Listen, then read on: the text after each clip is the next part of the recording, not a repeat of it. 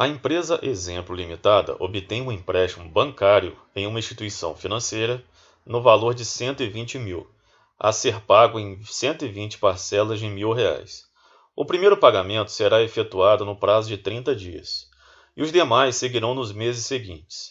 A empresa efetua o registro contábil da operação de empréstimo na data da operação. Qual o efeito do registro contábil na data da operação?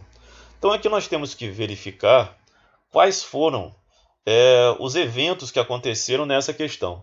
Então o primeiro evento é que ela obteve o empréstimo bancário na instituição financeira no valor de 120 mil. Ora, se eu obtive o empréstimo bancário, eu vou aumentar o meu ativo, porque este valor vai entrar no meu caixa.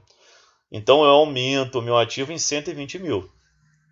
E eu vou ter que pagar em 120 parcelas este valor que eu obtive. Ou seja, aumentando o meu passivo também em 120 mil. Então estes são os lançamentos contábeis que eu vou efetuar para este caso. Então diminui o meu ativo, letra A? Não, eu vou aumentar o meu ativo. Mantém inalterado o ativo? Acabei de falar para vocês que vai aumentar o meu ativo em 120 mil. Altera o resultado do exercício? Não, porque nós não temos contas de resultado. Eu tenho uma conta afetada no ativo e tenho uma conta afetada no passivo. Mantém inalterado o patrimônio líquido da empresa? Sim. Percebam que eu fiz uma alteração no ativo e fiz uma alteração no passivo. Eu não fiz alteração nenhuma no patrimônio líquido da empresa. Portanto, pessoal, a questão 1, a letra D é a correta. Mantém inalterado o patrimônio líquido da empresa. Uma entidade empresária apresentou o seguinte balancete após a apuração e destinação do resultado para a elaboração do balanço patrimonial de 31/12/2019. Então essa questão é muito interessante, ela foi alvo lá do exame de suficiência, contábil, e ele pede o seguinte: considerando-se apenas informações apresentadas, o total do ativo é D. Então aqui eu teria que classificar, eu tenho que entender de plano de contas e saber qual é a conta do ativo, qual é a conta do passivo, qual é a conta do patrimônio líquido e quais são as contas redutoras do ativo, porque essas contas eu não somo, eu vou diminuir já do meu resultado. Aqui eu já trago para vocês a classificação das contas. O 13º salário a pagar é um passivo.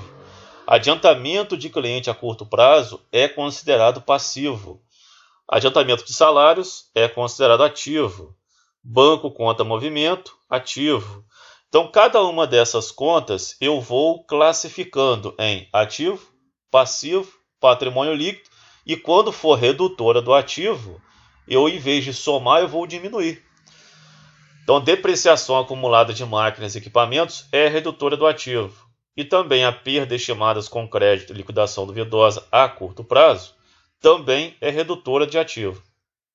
Somando todas as contas do ativo, eu vou chegar ao valor de 342 mil.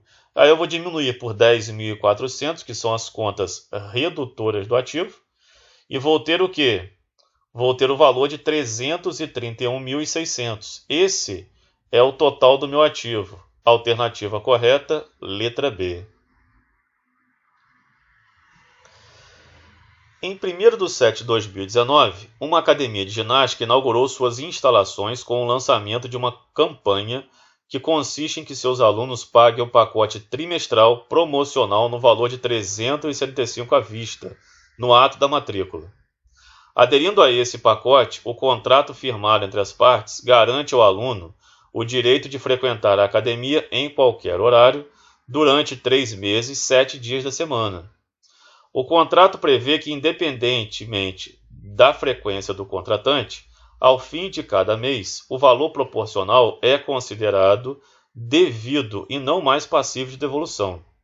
No mesmo dia da inauguração, a Academia de Ginástica efetuou a matrícula de 20 alunos e registrou o recebimento em dinheiro em seu caixa no valor de R$ 7.500.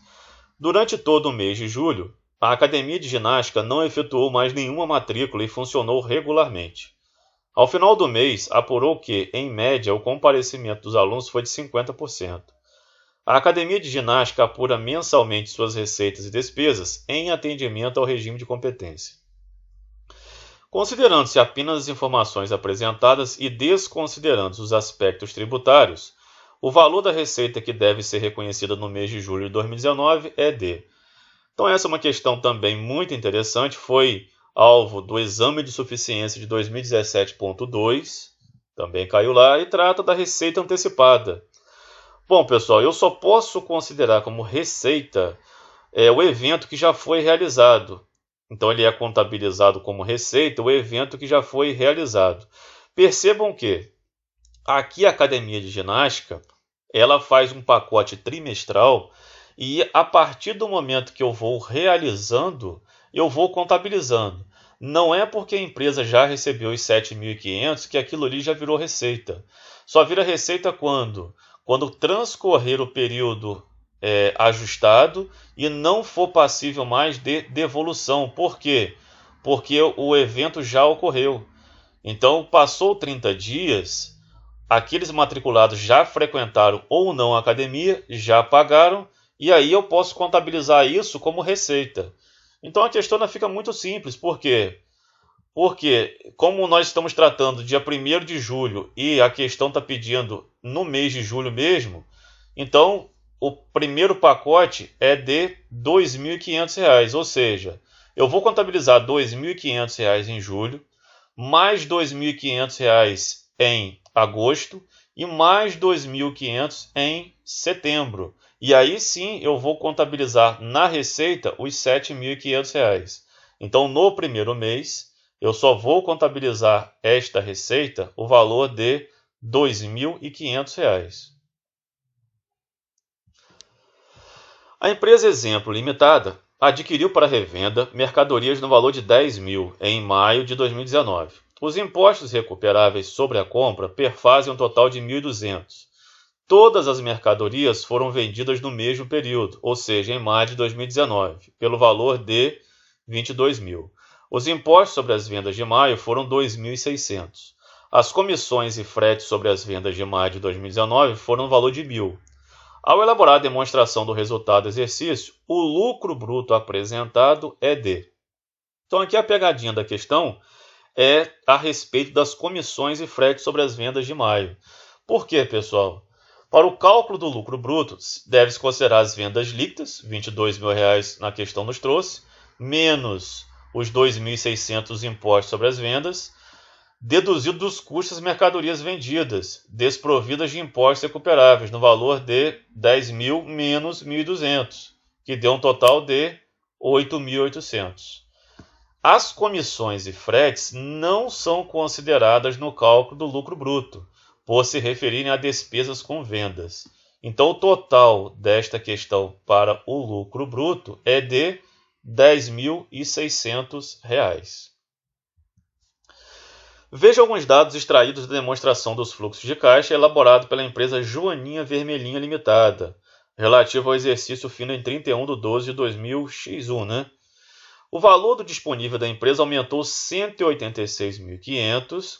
Houve uma saída líquida de caixa e equivalentes de caixa das atividades de investimento, no valor de 54 mil. O fluxo de caixa das atividades de financiamento registrou uma entrada líquida de 38.640. À vista dessas informações, conclui-se que, no exercício de X1, houve uma entrada líquida de caixa das atividades operacionais no valor de em reais. Então aqui eu vou apresentar para vocês a fórmula, que eu vou pegar o FAO, que nada mais é do que o fluxo de caixa das atividades operacionais, mais o FAI, que é o fluxo de caixa das atividades de financiamento, de investimentos, e o FAF, que é a de financiamentos. Então eu pego o FAO mais o FAI mais o FAF é igual ao caixa gerado ou consumido. As informações que a questão nos trouxe, nós vamos agora substituir usando essa fórmula. Então nós teremos 54.680, 35.640 e o caixa gerado da empresa é de 186.500. Logo nós teremos o FAO mais 54.680 mais 35.640 é igual a 186.500. Fazendo esse cálculo aqui, nós vamos ter que é necessário um fluxo de caixa operacional gerado, o valor de 202.540. Alternativa correta, letra D de dado.